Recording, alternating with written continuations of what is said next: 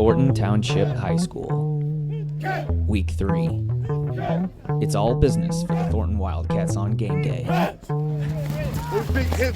Defensively, 9 starters returned from last year's 7-3 team, anchored by seniors Brandon Harris up front and linebacker Dominic Bryant. When to go home, baby. It's game time. The D allowed only 20 points in its first 2 games. This is what they want!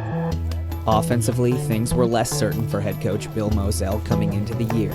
His starting quarterback Charles Knowles and all-state running back Damian Bell both graduated. Enter twin brothers Jason and Jamal Towns. The new quarterback and running back were both defensive backs on last year's team. In their first 2 games on the offensive side of the ball, the Towns twins accounted for a combined 564 yards and 5 scores. Their opponent, Southwest Suburban Red Conference foe, Bradley-Bourbonnais. Dominate on 3! 1, 2, 3! Dominate! The Boilermakers defeated the Wildcats a year ago. And like Thornton, the Boilers came into the conference opener at 1-1 and were dealing with changes at personnel themselves. Mike Cole was named successor of longtime head coach Craig Bundy, and senior Nick Pippen made the move from tight end to quarterback. Good throw, Nick. Good throw, Nick. Here we go. Here we go. This is your field now. This is your field. Let's go. Seniors, the clock is ticking. The clock is ticking. We got to win that conference championship. Wildcats on 3. Wildcats. Wildcats on 3. 1, 2, 3. Wildcats 3 forgets. Yeah. Step inside CN100's Game of the Week between the Thornton Wildcats and the Bradley-Bourbonnais Boilermakers. Good luck to you, buddy. Yep. If I drop it, we'll do it again and call it before I flip it. Okay. So call it now. Heads. You call heads. Heads, you call. And it is heads. Your choice. Go defer. Let's have a good, clean game, okay?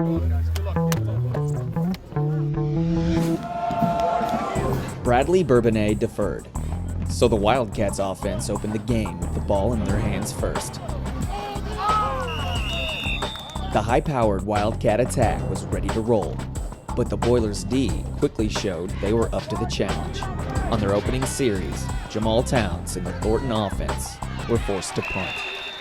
But Thornton's D was no slouch. The game finally opened up when number 6 Antonio Tyson picked up a couple blocks for his quarterback Nick Pippen, who dumped it off to DeVale Bryant for a big game that put the Boilers in business. Oh, Willem better make that play. But junior tailback Antonio Tyson can do more than block.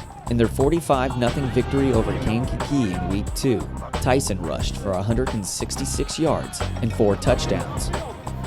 But this would not be his day. An injury to the Boilermakers' leading rusher had him limping and forced Tyson to come off. A head coach has plenty to worry about on game day. If you're Coach Cole, add an ankle to the list. Kicker Gavin Patterson was out to give Bradley-Bourbonnais the lead, but Thornton had another idea in mind. Field goal! Field goal! Block it! Senior Willard Cotton, number 35, got a hand up. And the kick is blocked. After 1 quarter in Harvey, scoreless. There was a slight chance of precipitation, but early in the second quarter, Jason Towns made it rain. Jason Towns going deep. Jamal Frazier. He's got it. Frazier looked into the end zone. The dive. Touchdown. 52 yards. Good throw, good catch. 6 points for Thornton. I thought cover 4 the whole time because he was back there. Then he creeped up at the end. So I'm like, all right, watch this. Thanks to Towns, the Wildcats were up 6-0, but the quarterback's day wouldn't go unblemished. Throw is high and it is picked off. Mike Fehrenbacher taking it all the way inside the 30 and brought down at the 20-yard line. Fehrenbacher, a 5'9" senior, with the pick for the Boilermakers. Nick Pippen couldn't capitalize on his team's first trip to the red zone. But if at first you don't succeed, second down, Pippen throws. He's got his man. That's Ray Gilbert, the junior tight end, for a touchdown. You think there's anything ironic about the quarterback being a former tight end, going to the tight end right here? Nice throw and catch. Gilbert caught the touchdown, snapped the extra point, and went to the bench after capping a 7-play scoring drive that put his team up 7-6. Don't even worry about it. Just do it. With little time remaining, the Wildcats played it safe and chose to run the ball. Jason trying to get one more play off, and he does, handing it off to his brother Jamal. Jamal gets across the 40, steps out of bounds with 4 3/10 seconds remaining, and a late flag comes down. So after the personal foul, Jack, the ball is advanced all the way to the 39-yard line of Bradley-Bourbonnais. Bradley-Bourbonnais was playing a prevent defense, but they couldn't prevent this. Towns, and the pass is caught, and a touchdown. A touchdown, it's Jamel Frazier again. Can you believe it?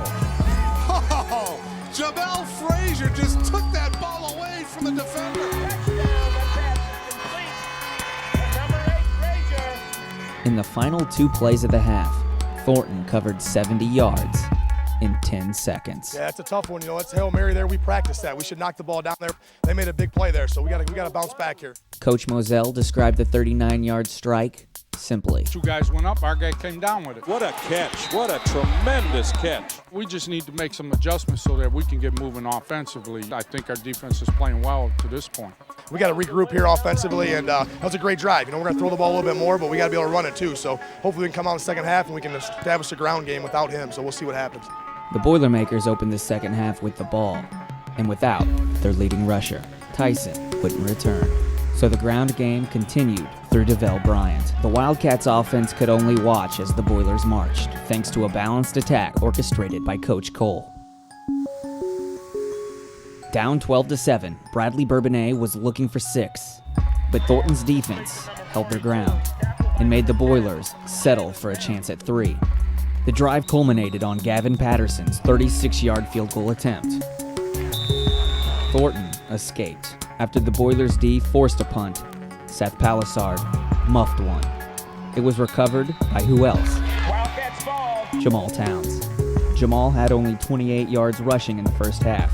It was obvious. The adjustments Coach Moselle mentioned at halftime were focused primarily on his 5'8" tailback. Towns carried it 6 times on an 8-play scoring drive, which he finished himself. The 3-yard touchdown run put the Wildcats up 18-7 late in the third, but they were looking for more. 2 points. From one brother to another, Jason to Jamal, the Wildcats would convert and go up 20-7. The Boilers needed an answer, and fast. Just make him miss. And that's exactly what they got. A screen from Pippen to Bryant put the Boilers inside Thornton's 10-yard line. Bryant, the 5'9", 195-pound senior, finished the drive with a 5-yard touchdown run that cut the lead to 6. It was 20-14 with 10 minutes remaining. But Bradley's D still didn't have an answer for Thornton's Jamal Towns. The O-line paved the way. On 3rd and 12, Towns picked up 32. On the 15-play drive, Jamal carried 11 times, and the clock continued to tick. In total, the drive lasted 6 minutes and 45 seconds, spanned 74 yards, and ended on a 1-yard touchdown run by Jamal Towns. His second touchdown of the day gave the Wildcats a 26-14 lead. More importantly, it left little time for the Boilermakers offense to mount a comeback. Nick Pippen had 1 touchdown, passed for 235 yards, and completed 22 of his 35 attempts. But this one went to Thornton's defensive back, Jalen Banks. The interception sealed Bradley's fate in a conference victory in the Southwest Suburban Red for Thornton. But Wildcats of Thornton knocking off the Boilermakers of Bradley-Bourbonnais. Your final score, Thornton 26, Bradley-Bourbonnais 14. Hey, let's get it up. Wildcats on 3. 1. Wildcats on 3. 1, 2, 3. Wildcats 3.